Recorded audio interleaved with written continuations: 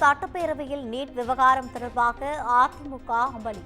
திமுக அதிமுக உறுப்பினர்களிடையே காரசார விவாதம்.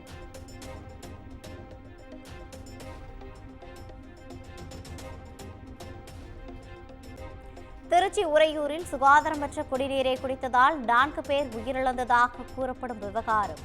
குடிநீரில் கழிவுநீர் கலப்பதாக மக்கள் புகார் அளித்தும் மாநகராட்சி நடவடிக்கை எடுக்கவில்லை என பேரவையில் இபிஎஸ் குற்றச்சாட்டு.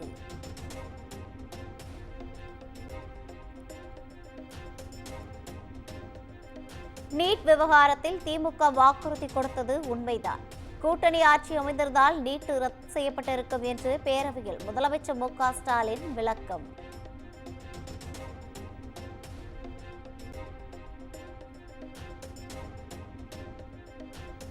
நீட் தேர்வை ரத்து செய்தால்தான் கூட்டணி என்று கூற அதிமுகவுக்கு அருகதை இருக்கிறதா? சட்டப்பேரவையில் எதிர்க்கட்சித் தலைவர் எடப்பாடி பழனிசாமிக்கு முதலமைச்சர் மு க ஸ்டாலின் கேள்வி.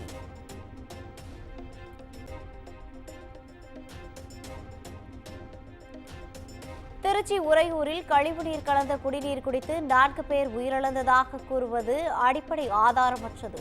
குடிநீர் காரணமாக உயிரிழப்புகள் ஏற்படும் வாய்ப்பே இல்லை என்று சட்டப்பேரவையில் KN நேரு விளக்கம்.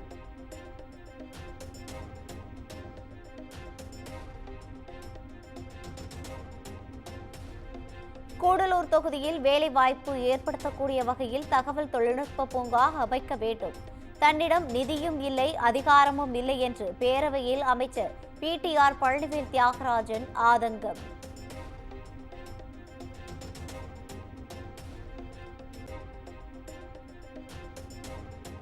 டாஸ்மாக் தலைமை அலுவலகத்தில் அமலாக்கத்துறை சோதனையை எதிர்த்து தொடரப்பட்ட வழக்கு தீர்ப்பை நாளை மறுநாள் வழங்குகிறது சென்னை உயர்நீதிமன்றம்.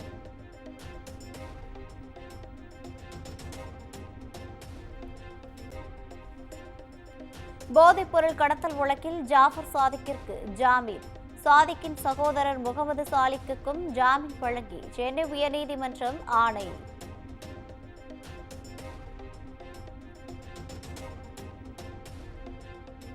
சென்னையில் ஆபரண தங்கத்தின் விலை புதிய உச்சமாக கிராம் 9,000 ரூபாயை தாண்டியது. சவரனுக்கு 560 ரூபாய் உயர்ந்து 72,120 ரூபாய்க்கு விற்பனை.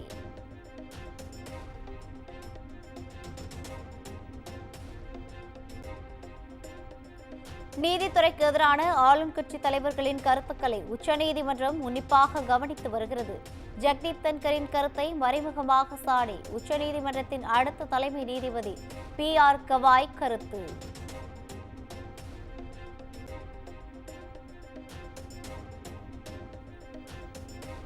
மாநிலங்கள் தங்கள் உரிமைகளை மீட்டெடுப்பது சுயாட்சியை பாதுகாக்கும் தற்போது கட்டாயமாகிவிட்டது. நியாயமான கூட்டாட்சி சமநிலையை உறுதி செய்ய வேண்டும் என்றும் முதலமைச்சர் மு க ஸ்டாலின் வலியுறுத்தல்.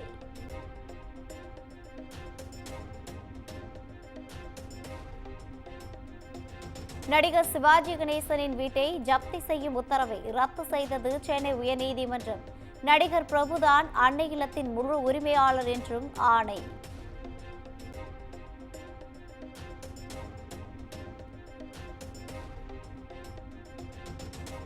கோவையில் வருகின்ற 26, 27 தேதிகளில் தாவிக பூத் கமிட்டி கூட்டம் நடைபெறும் என அறிவிப்பு. கூட்டத்தில் கட்சியின் தலைவர் விஜய் பங்கேற்கிறார் என தகவல்.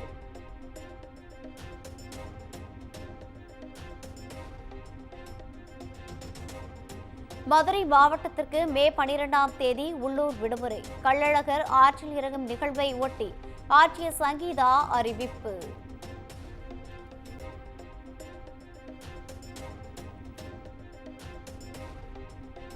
இருட்டுக்கடை உரிமையாளரின் மருமகன் பல்ராம் சிங் மீதான வரதட்சணை புகார். விசாரணைக்கு ஆஜராக 10 நாட்கள் அவகாசம் வழங்க பல்ராம் சிங் கோரிக்கை.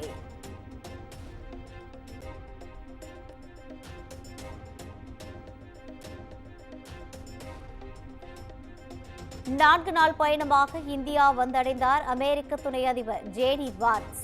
டெல்லி விமான நிலையத்தில் சிவப்பு கம்பள வரவேற்பு.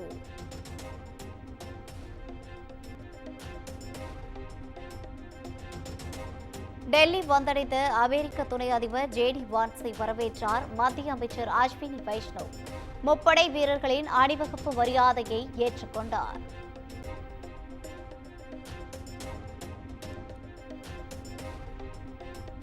டெல்லியின் அக்ஷர்தாம் கோவிலுக்கு சென்ற அமெரிக்க துணை அதிபர் குடும்பத்தினர் குழந்தைகளுடன் உற்சாகமாக கோவிலில் உலா சென்ற ஜேடி வான்ஸ்.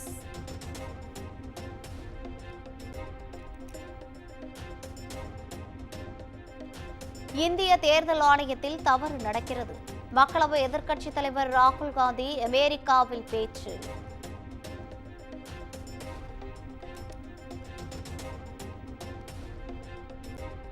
ஜார்க்கண்ட் மாநிலம் பஹோராவில் நக்சல்கள் 8 பேர் என்கவுண்டர்.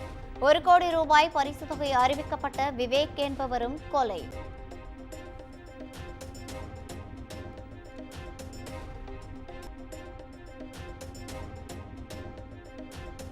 காசாவில் இஸ்ரேல் தாக்குதலால் பாலஸ்தீனியர்கள் 31 பேர் உயிரிழப்பு. ஏமனில் பிரபல மார்க்கெட்டில் அமெரிக்கா நடத்திய தாக்குதலில் 12 பேர் உயிரிழப்பு.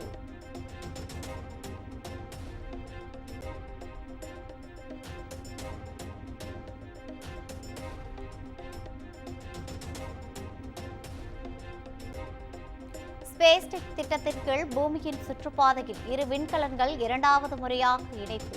2ஆம் டாக்கிங் செயல்முறை வெற்றி என மத்திய விண்வெளித்துறை அமைச்சர் ஜிதேந்திர சிங் அறிவிப்பு.